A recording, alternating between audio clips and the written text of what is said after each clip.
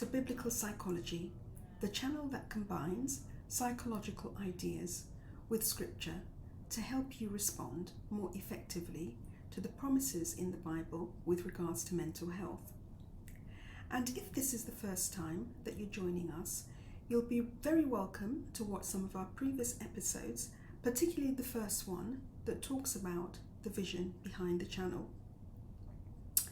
And for those of you who have been tuning in on a fairly regular basis, you will know that a number of our previous episodes have been focused on diagnostic conditions which have their roots in negative emotion. And over the past few weeks, we've been focusing on positive psychology, which is the study of positive emotion. And we've been finding that positive emotion helps to prevent mental health difficulties. And quite interestingly, we've been seeing that positive emotion has both psychological and physical benefit.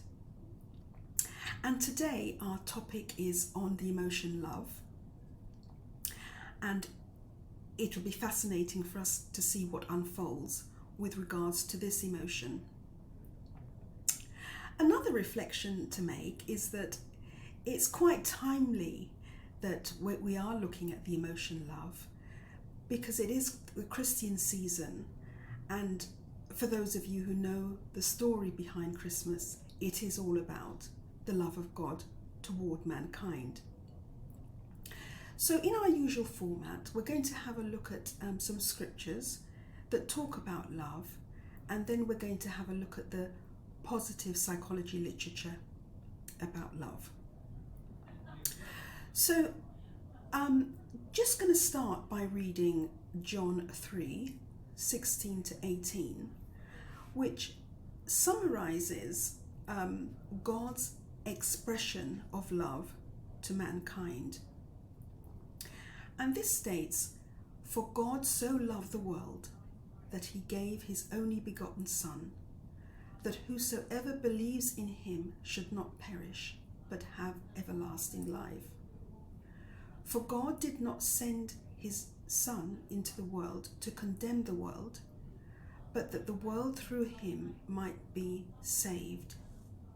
He who believes in him is not condemned, but he who does not believe is condemned already, because he has not believed in the name of the only begotten Son." So to those of you with a biblical worldview, you will understand the reasons why Jesus came, who was born of a virgin and was eventually crucified. And I think that's what that verse is talking about when it states that God so loved the world that he gave his only Son. And there is a lot of meaning with regards to the crucifixion of Jesus. And Jesus was seen as that sacrificial lamb to forgive the sins of the world. And this is quite a very profound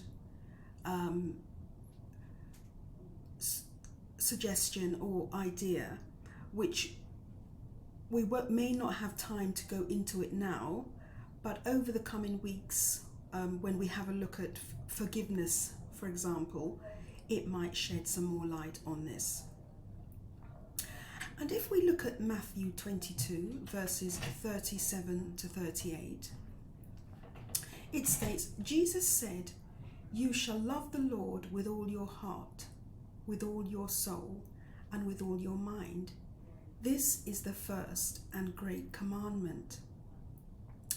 And in reflecting on what Jesus said, it occurred to me that Jesus was summarizing the part of the Ten Commandments which is detailed in the book of Deuteronomy, chapter 5, verse 6 to 10.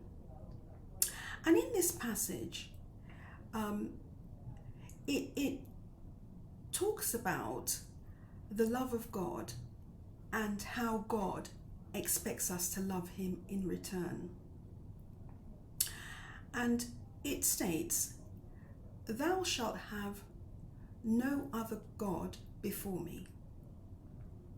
Thou shalt not make thee any graven image, or any likeness of anything that is in heaven above, or that is in the earth beneath, or that is in the waters beneath the earth. Thou shalt not bow down thyself unto them, nor serve them. For I, the Lord thy God, am a jealous God, visiting the iniquity of the fathers upon the children, unto the third and fourth generation of them that hate me, and showing mercy unto thousands of them that love me and keep my commandments." So in that context, those words were said after the children of Israel were delivered from the hand of Pharaoh by Moses. And what the Lord was emphasizing there is that he is the only true God, and it was his hand that delivered them. And in remembering what God had done for them, that they would love him and acknowledge that he is the only one that could have done it. And similarly, when Jesus speaks about loving the Lord thy God, we do so in response to the good that God has expressed toward us. And we know with absolute certainty that there was no one else who could have saved us or deliver us from a very aversive circumstance that we may have been in.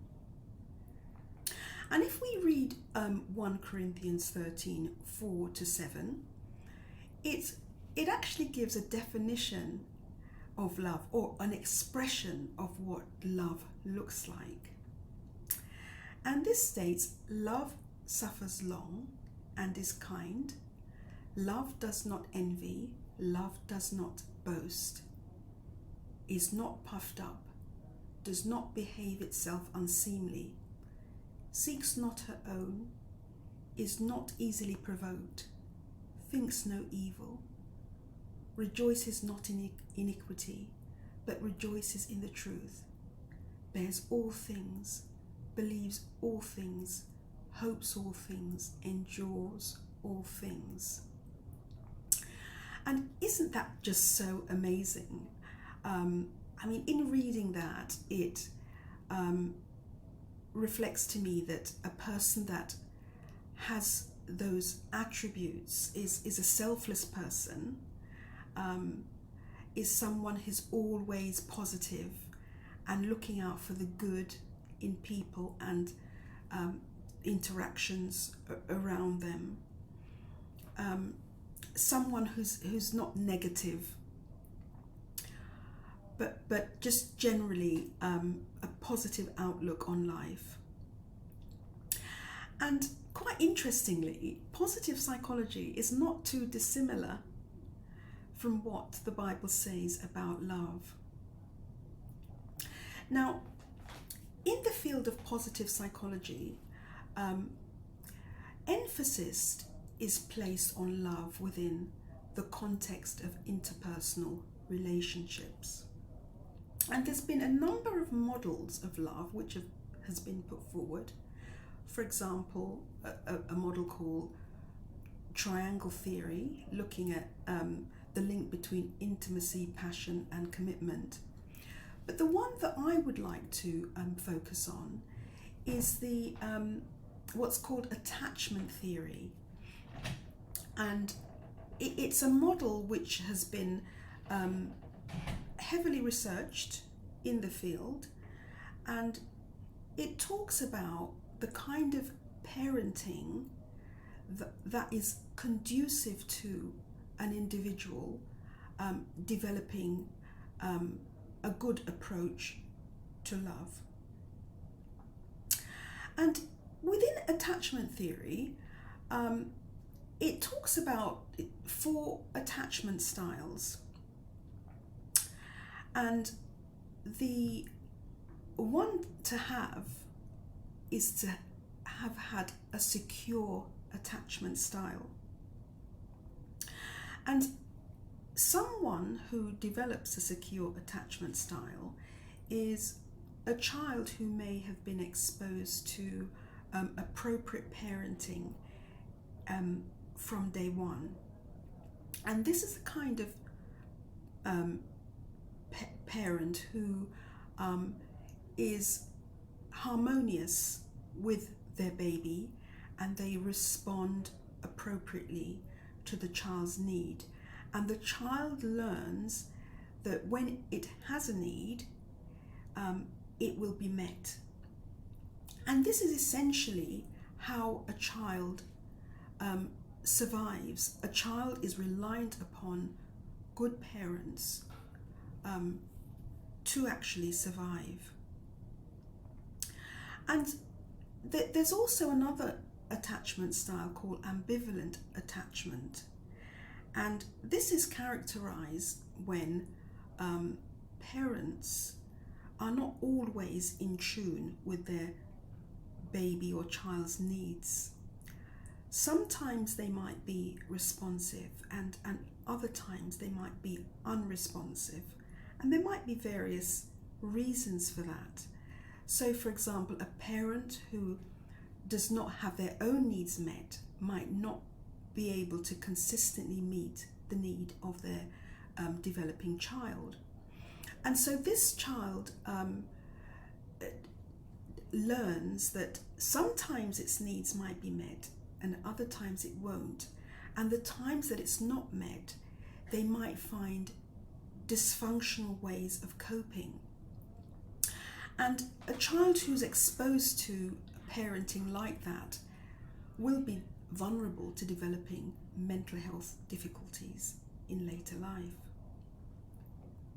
And then there's another attachment style by the name of avoidant attachment. And this attachment style is characterized by children who just do not have their needs met by their parents. And they do not become concerned if the mother is absent,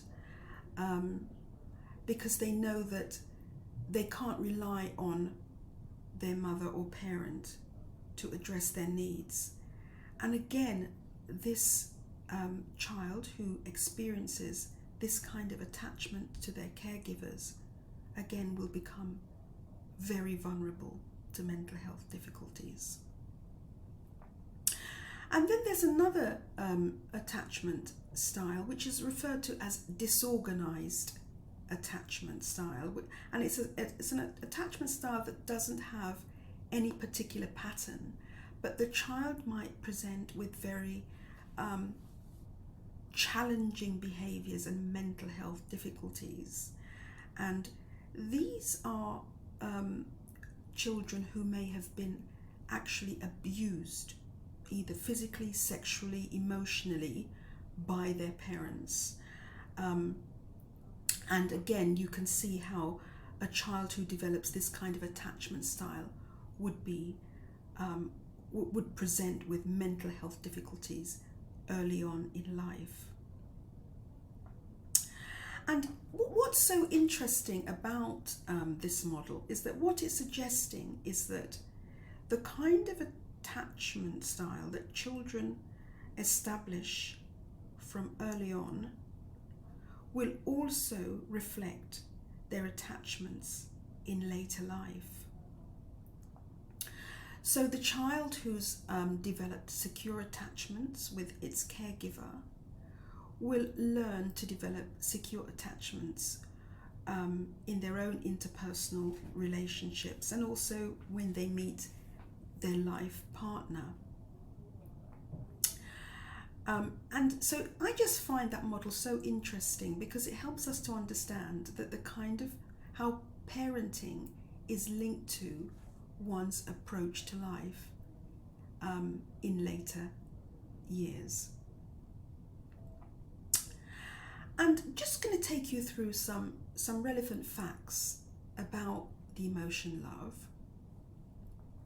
that's been found in the field of positive psychology. So the emotion love drives us to form close and intimate connections, and when this need is satisfied, we feel positive emotions and feelings, whilst long-lasting periods of loneliness are often characterized by negative affect and dissatisfaction. So what that is suggesting is that having an emotion love drives us to make those connections, those interpersonal connections that will create our social network. And we all need a good social network for our psychological well-being, and also to help us to survive. And loneliness is a very challenging circumstance that one has to face if that is the case. And number 2, relationships, especially intimate ones, are considered the best predictors of happiness. And interestingly, what the research has found is that 40% of married people see themselves as very happy, compared to 23% of non-married ones. And that's a really interesting finding, because what we know about marriage is that marriage provides security, and one likes to think that when you found your partner, that covenant or relationship is for life.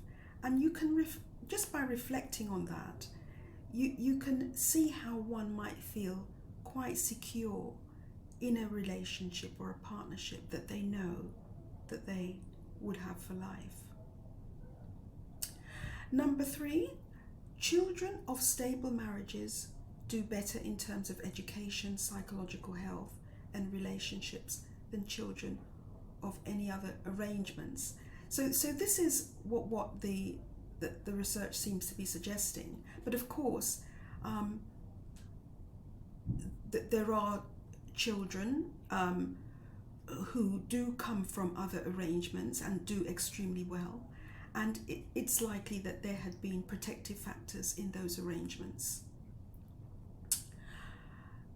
Okay, so there's some suggestions that the literature seems to be saying. It's not something that I'm saying. And you'll all form your own view and reflections on them. But that's all I'd like to say about the emotion love today. And next week, we're going to have a look at the emotion forgiveness. So don't forget to subscribe, because that way you'll be notified of all the future episodes coming up. Bye-bye.